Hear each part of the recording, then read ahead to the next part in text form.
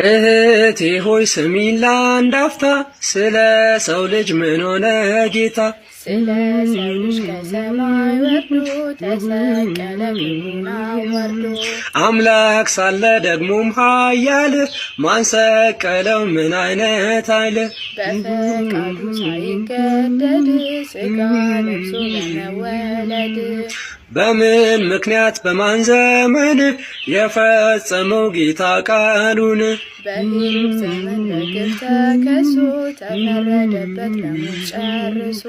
ማን ፈረደ ጌታን ወንጅሉ? በማን ዳኝነት ምንስ ተብሎ? ጲላጦስ ፊት እንደቀረበ ከደም ንጹሕ ነኝ ብሎ ታጠበ።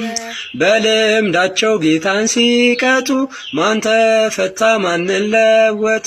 ተፈርዶበት ሲታሰር ጌታ በእርሱ ፈንታ በርባን ተፈታ።